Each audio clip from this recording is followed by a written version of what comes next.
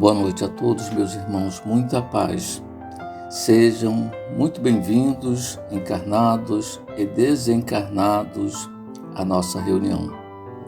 Em nome de nosso Senhor Jesus Cristo, em nome de Deus, nosso Pai, estamos iniciando nossa reunião virtual de tratamento espiritual do Centro Espírita Isaac Lima.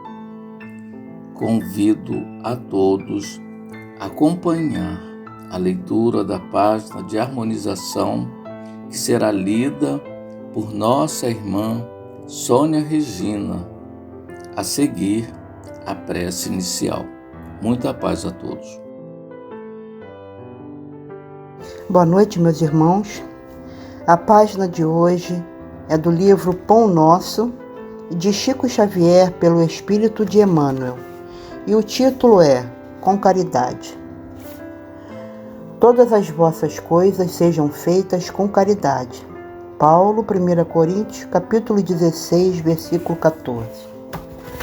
Ainda existe muita gente que não entende outra caridade além daquela que se veste de trajes humildes aos sábados ou domingos para repartir algum pão com os desfavorecidos da sorte, que aguarda calamidades públicas para manifestar-se ou que lança apelos comovedores nos cartazes da imprensa.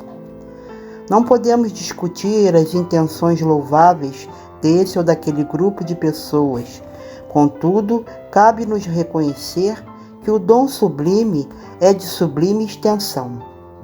Paulo indica que a caridade, expressando amor cristão, deve abranger todas as manifestações de nossa vida. Estender a mão e distribuir com reconforto é iniciar a execução da virtude excelsa. Todas as potências do Espírito, no entanto, devem ajustar-se ao preceito divino, porque há caridade em falar e ouvir, impedir e favorecer, esquecer e recordar. Tempo virá em que a boca, os ouvidos e os pés serão aliados das mãos fraternas nos serviços do bem supremo. Cada pessoa, como cada coisa, necessita da contribuição da bondade de modo particular. Homens que dirigem ou que obedecem reclamam-lhe o concurso santo, a fim de que sejam esclarecidos no departamento da casa de Deus em que se encontram. Sem amor sublimado, haverá sempre obscuridade, gerando complicações. Desempenha tuas mínimas tarefas com caridade desde agora. Se não encontras retribuição espiritual no domínio do entendimento em sentido imediato, sabes que o Pai acompanha todos os filhos devotadamente. Há pedras e espinheiros? Fixa-te em Jesus e passa. Boa noite, muita paz para todos os irmãos. Unamos os nossos pensamentos em torno de nosso Senhor Jesus Cristo, o guia e modelo de nossas almas, a fim de que possamos ser merecedores do amparo, da assistência, dos espíritos amigos que, em nome de Deus, velam por cada um de nós e por este trabalho.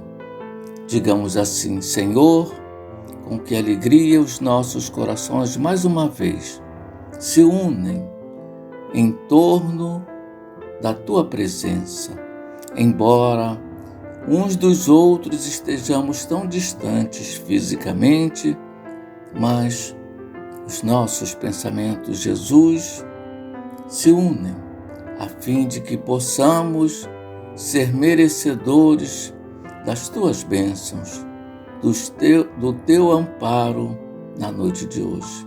Abençoa a nossa reunião. Ampara a cada um de nós, os nossos lares, os nossos irmãos enfermos nos hospitais, nas casas de saúde, aqueles outros que estão retornando à pátria espiritual. E assim, Mestre, em teu abençoado nome, na presença dos espíritos amigos, mas sobretudo em nome de Deus, permita, possamos dar início à nossa reunião, dando graças a Ti e graças a Deus. Bem, meus irmãos, hoje o nosso tema em estudo será Pratique o Bem. A referência, o Evangelho, capítulo 13, itens 13 e 14. A expositora, nossa irmã Márcia Matos. Com a palavra, minha irmã. Muita paz a todos. Boa noite, queridos amigos e companheiros. Estamos aqui reunidos em nome de Jesus e pedimos ao mentor da casa, Isaac Lima, e os nossos benfeitores espirituais, que possa nesta noite estar conosco para nos orientar, que possamos trazer a palavra que esclarece, conforta e consola. Hoje nós vamos falar sobre um tema que está no Evangelho, capítulo 13, item 13 e 14. Pratique o bem. E para iniciarmos, falando esse item, ele é o Espírito que nos traz Cáritas, que ela foi martirizada em Roma, e ela traz uma mensagem falando sobre a caridade. E para que a gente possa entender, a caridade significa o quê? Qual o significado da palavra caridade? Caridade significa amor a Deus e ao próximo. Então, quando Jesus ele nos traz essa questão, ama a Deus sobre todas as coisas e ao próximo como a si mesmo, e depois Kardec nos diz, fora da caridade não há salvação, e aí a gente percebe que justamente é o caminho, A caridade é o caminho que nos leva a Deus, é a condição que nós temos de sermos felizes, é praticar a caridade. Só que a gente ainda não compreende o sentido verdadeiro da palavra caridade. Então, a gente ainda tem muita dificuldade, a verdadeira caridade mesmo, do amor a Deus e ao próximo, a gente ainda tem dificuldade, a gente está começando a compreendê-la melhor agora, começando, a gente está iniciando. E foi um grande percurso, que Jesus ele traçou e veio nos trazer essa ideia, e veio nos exemplificando, a caridade, e ele faz isso o tempo todo, que ele ajuda todas as pessoas sem dar um centavo a alguém. E aí a gente vai vendo que ele vai buscar construir em cada coração o amor a Deus, porque ele pega e fala que Deus é Pai, e é o Pai de amor, Pai de caridade, que é justo, que é bom. Então, e vem Kardec e nos completa com a fora da caridade não há salvação. E antes a caridade era confundida do que, eu faço a caridade, eu dou esmola, eu faço caridade, eu dou lá o dízimo para a igreja, eu faço minha doação para o centro, então essa é a caridade. É o bem, é o material que eu faço, que eu pego e dou. É uma roupa, é um alimento, e é um necessitado que está com fome, eu vou lá e compro um lanche ou uma comida e ofereço a ele. Essa é a caridade, a esmola. Então, a esmola, ela é o quê? É uma caridade material. Você está dando, às vezes a gente dá até assim, alguma coisa material, mas a gente não está sendo caridoso. Porque ser caridoso é uma virtude. E como virtude a gente vai conquistando, a gente vai buscando desenvolver em nós essa virtude que a gente ainda não a possui. Mas que com certeza um dia nós a possuiremos, porque Jesus ele já possui essa caridade. E a gente vê que quem possui realmente esse dom da caridade, essa virtude da caridade, ele faz e nem percebe que está sendo caridoso. Então, Chico Xavier, ele fazia caridade e não percebia, Irmã Dulce e tantos outros. Jesus fazia né? Assistia ao enfermo, tirava a fome daquele que estava faminto, dava a palavra que esclarecia, né? Que orientava, que tirava a tristeza, trazia o esclarecimento para o espírito sequecioso de ânsia, de conhecimento, de libertação espiritual, né?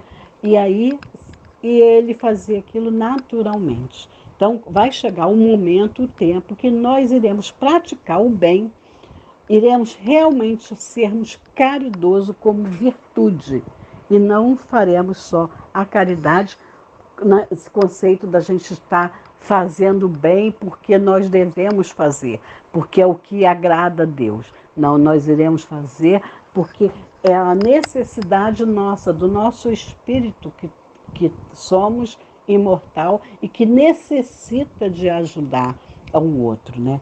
Então, a gente vai vendo que a caridade sempre, a esmola, né, no caso, ela é sempre humilhante para quem recebe, né? Muitas das pessoas ficam com vergonha, né, de estar passando uma necessidade, de pedir. A gente fala assim, geralmente aquele que não tem nada, ele tem vergonha, né, de pedir, de falar a sua necessidade. E ela é humilhante para quem dá e para quem recebe, porque às vezes a gente vai dar, mas a gente se vê na condição de que, você, poxa, eu vou ajudar, mas a pessoa pode se sentir ofendido, né? Então, não é por isso que a gente vai ter essa desculpa e não vai ajudar. A gente ajuda sim, porque faz parte da nossa natureza, né? E a caridade é uma coisa assim, muito interessante, que quando a gente faz o bem a alguém, né, não só a caridade material, mas como a caridade também, a caridade espiritual, ela nos dá o quê? Uma ligação, ela nos liga àqueles que nós ajudamos, né? A gente cria um elo de afinidade, de afetividade com aquela pessoa, né? A quem dá e a quem recebe. Então, além das dádivas materiais, a caridade se expressa no socorro aos nossos semelhantes. Como que a gente pode socorrer esses nossos semelhantes? Sendo compreensivo, perdoando, incentivando, sendo indulgente, tendo cuidado em não ofender o nosso próximo. Então, há várias maneiras da gente buscar ajudar o outro, né?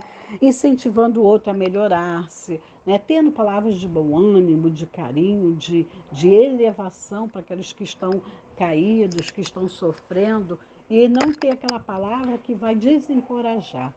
Pelo contrário, nós temos que ter a palavra de elevar, né? De buscar levar o outro alegria, né? Bom ânimo, perseverança, fé, esperança, né? Então a gente tem que ter essa proposta e incentivando sempre o outro a buscar melhorar, né? Se ele está num erro, não é por isso que ele está condenado a vivenciar aquela dor eternamente. Ele pode muito bem melhorar, sair daquela situação, né? Ouvir com paciência e simpatia os nossos companheiros angustiados, porque às vezes a pessoa só quer ouvir e não tem ninguém para ouvir, ninguém dá atenção. A pessoa pode falar e está lá no celular, ou está no livro, ou está prestando atenção em outra coisa, mas não está prestando atenção naquele companheiro que está necessitado de que alguém o ouça. Então a gente tem que ter essa simpatia e a empatia de nos colocarmos no lugar do outro. Às vezes é difícil porque a gente não tem a compreensão daquela dor, porque a gente ainda não passou por aquele momento que às vezes o companheiro está passando. Mas a gente tem que buscar ter um pouquinho de caridade, um pouquinho de amor, um pouquinho de acolhimento, né, para aquele companheiro, mesmo que a gente não tenha tanta dificuldade de entender aquela dor que ele está passando, mas que a gente possa compreender, buscar compreender. E às vezes a gente não tem o que falar, nem o que fazer. E aí a gente propõe a orarmos junto com aquele irmão para que Deus possa dar força a ele, a nós, para termos a palavra de sabedoria para poder passar para esse irmão. Essa é a verdadeira caridade, né? A gente se colocar no lugar do outro, a gente dar o outro, o ombro amigo, a mão amigo, o olhar amigo, né? Então, é isso que nós estamos precisando realmente, né? Respeitar, né, as diferenças de opiniões que o outro tem, né? A gente precisa entender que cada um de nós temos a nossa opinião e às vezes está errado, mas aquele companheiro ainda não tem condições de compreender de outra forma, né? Ele espiritualmente não é nem por questão de inteligência, mas por questões até do próprio espírito ser imaturo ainda, ele não consegue alcançar aquilo que a gente já compreende. E às vezes somos nós que também não alcançamos, então a gente tem que ter esse respeito de entender a opinião do outro e compreender. A gente esclarece. Se o outro não está aberto ao entendimento, a gente respeita e espera que um dia ele compreenda aquilo que a gente está falando. Né? Então, como nós crianças, quando a gente é criança, a gente vai falando as coisas aos pouquinhos para as crianças. À medida que a criança vai crescendo, à medida que ela vai amadurecendo. E assim também somos nós, espíritos, né? Imortais, que a gente tem as nossas dificuldades, muitas das vezes, de compreender um assunto. E às vezes a gente só vai compreender com o tempo, e às vezes o tempo nosso é diferente do outro. E nós temos que respeitar isso, né? Divulgar a doutrina espírita. De que forma que a gente pode divulgar a doutrina espírita, né? A gente falar do embasamento da doutrina. Quais são os princípios básicos da nossa doutrina, né? É a reencarnação, a imortalidade, as pluralidades dos mundos habitados. E aí a gente vai mostrando às pessoas, devagarinho, aquilo que a gente acredita. E as pessoas vão conhecendo e vai desmistificando a doutrina espírita. Esse é o maior bem que a gente pode fazer pela doutrina espírita, né? É divulgar na sua base da doutrina. Não é inventar, não é ir através do achismo. Se a gente ainda não tem condições de explicar, a gente fala, olha, isso aí eu ainda não sei, vamos buscar junto, pesquisar para a gente ver qual será o que a gente pode encontrar e aí a gente debater para poder tirar nossas dúvidas. É melhor do que a gente achar e passar uma ideia errada da doutrina espírita. É verdade? Então essa responsabilidade nós temos em nossas mãos. E a gente tem que buscar em cada momento estudar a doutrina espírita para podermos sermos assim. Nós somos o cartão de visita, o cartão postal da doutrina espírita. Então nós temos que ter essa coerência. Principalmente quem dá estudo, quem faz explanação doutrinária, tem que ter essa responsabilidade. A gente não tem que falar aquilo que a gente acha. A gente tem que pesquisar e se embasar dentro do Pentateuco, que são as 5 obras da doutrina espírita que Kardec deixou para a gente. Então nós precisamos, Kardec codificou, desculpe, os Espíritos trouxe para a gente, né? Que é o Evangelho segundo o Espiritismo, o Livro dos Espíritos, o Livro dos Médios, a Gênese e o Céu e o Inferno. Então a gente tem que entender que essa é o que é Espiritismo. A gente tem que entender, tem que ler, tem que estudar, tem que buscar cada vez mais nos informar sobre essas obras que foram trazidas para nós, para que a gente possa ser o maior divulgador da doutrina, né? Tendo coerência naquilo que a gente fala, né? E sermos resignados nas nossas dificuldades, né? Às vezes a gente está passando por um problema, né? E a gente tem que pegar e ter essa resignação. É uma caridade para conosco, porque a gente precisa entender que se eu estou passando por dificuldades, se eu estou passando por um sofrimento, por um momento de aflição, é porque eu preciso ainda passar por aquilo. Às vezes são situações em que eu mesma busquei, né? E geralmente nós procuramos, nós fizemos por onde passar por isso. Nada nos é dado assim, sem a gente não merecer, né? Tudo é merecimento nosso. Então a gente é ação e reação. nós fizemos, nós vamos colher aquilo que a gente plantou. É verdade? Então a gente precisa ter a resignação de dizer: Pai, eu não entendo ainda por que eu estou passando por esse momento tão difícil, por tanta dor, mas eu sei que é para o meu espírito melhorar, para que eu possa aprender com isso. O que essa dificuldade tem a me levar a aprender? Então eu preciso estar aberto para compreender aquilo que a dor, a dificuldade está querendo me ensinar.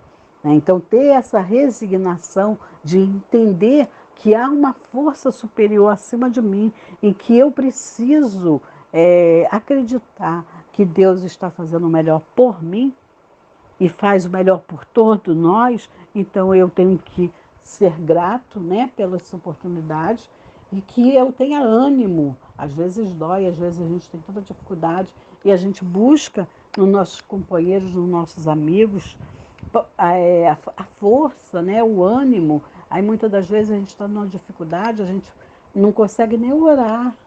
A gente tem dificuldade de se concentrar para fazer uma oração.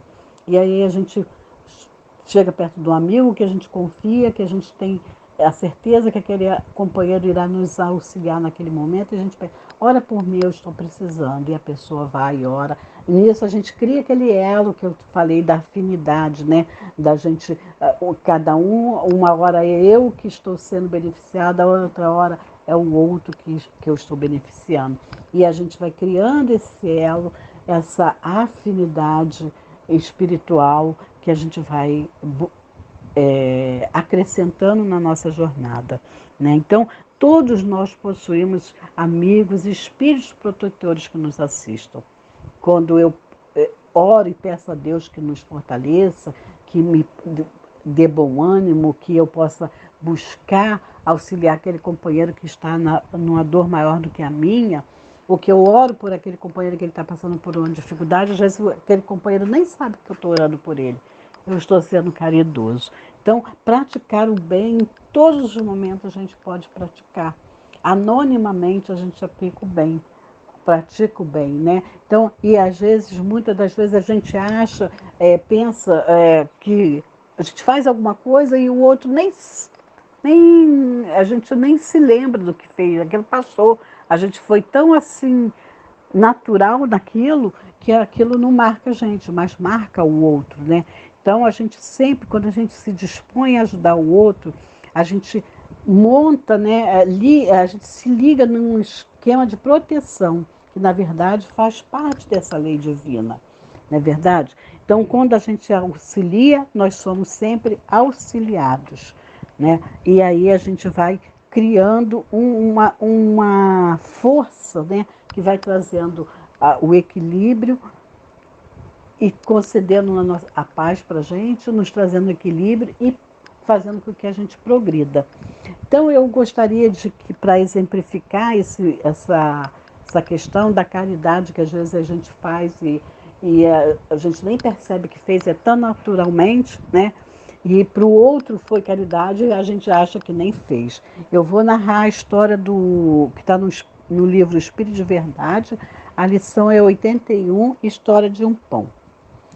Quando Barzabás, o tirano, demandou o reino de morte, buscou Deobalde reintegrar-se no grande palácio que lhe servira de residência.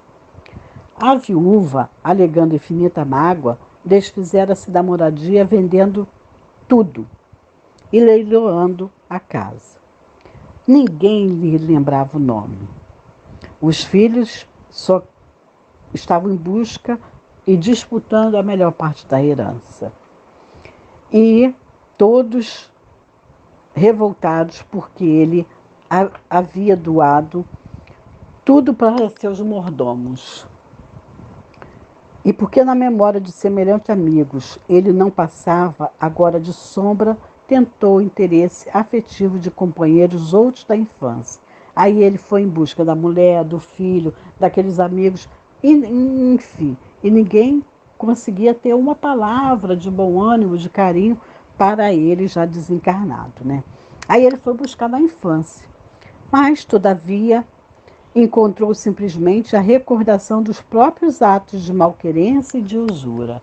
Aqueles que eram criança com ele só pensavam nas coisas que ele fez de errado.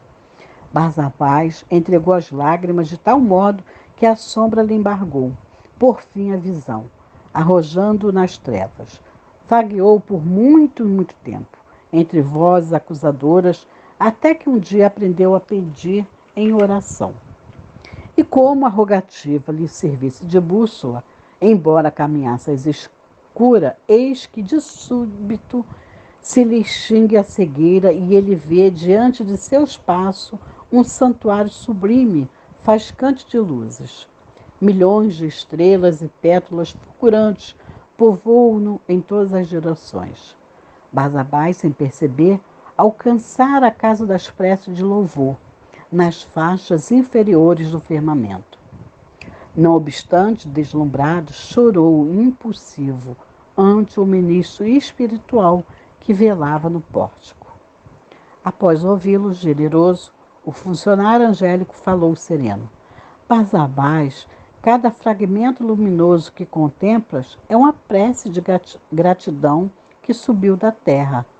Ai de mim, soluçou o desventurado, eu jamais fiz o bem. Em verdade, prosseguiu o informante, trazes contigo em grandes sinais o pranto e o sangue dos doentes e das viúvas, dos velhinhos e órfãos indefesos que despojastes nos teus dias de invigilância e de crueldade. Entretanto, tens aqui em teu crédito uma oração de louvor. E apontou-lhe a canhada estrela que brilhava à feição de pequeno disco solar. Há 32 anos, disse ainda o instrutor, deste um pão a uma criança, e essa criança te agradeceu em prece ao Senhor da vida. Chorando de alegria e consultando velhas lembranças, Barsabás perguntou: Jonaquim, o enjeitado? Sim, ele mesmo, confirmou o missionário divino. Segue a claridade do pão que deste um dia por amor, e livrar-te-ás em definitivo do sofrimento nas trevas. E Barsabás acompanhou o tênue raio de fulgor que se desprendia daquela gota estelar, mas ao invés de elevar-se às alturas, encontrou-se numa carpintaria humilde da própria terra. Um homem calejado aí refletia, manobrando a enxó em pesado lenho. Era Jonaquim, aos 40 anos de idade. Como se estivesse os dois identificados no doce fio de luz, Barsabás abraçou-se a ele, qual o viajante abatido, de volta ao calor do lar. Decorrido um ano, Jonaquim, o carpinteiro, ostentava sorridente nos braços mais um filhinho, cujos louros cabelos emolduravam belos olhos azuis. Com a bênção de um pão, dado ao menino triste, por espírito de amor puro, conquistara Barsabás, na leis eterna, o prêmio de renascer para redimir-se. Irmão X. Então, aí a gente vê, né, ele nem se deu conta daquele bem que ele havia feito àquela criança, mas aquilo foi tão importante para aquele menino que ele sempre orava e agradecia a Deus por aquele pão que Barsabás havia dado para ele, para matar a sua fome naquele momento, né? E assim é Jesus, né? Ele tem pleno controle de todas as situações.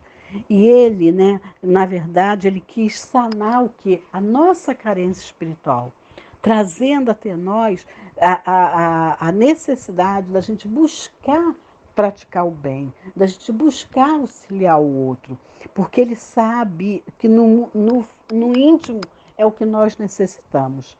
Apesar das nossas limitações, de todas as nossas dificuldades, quando a gente se dispõe em possibilidades de ação fraterna e restabelecimento de fé, ânimo e esperança, a gente consegue seguir com Jesus e a gente consegue auxiliar o outro.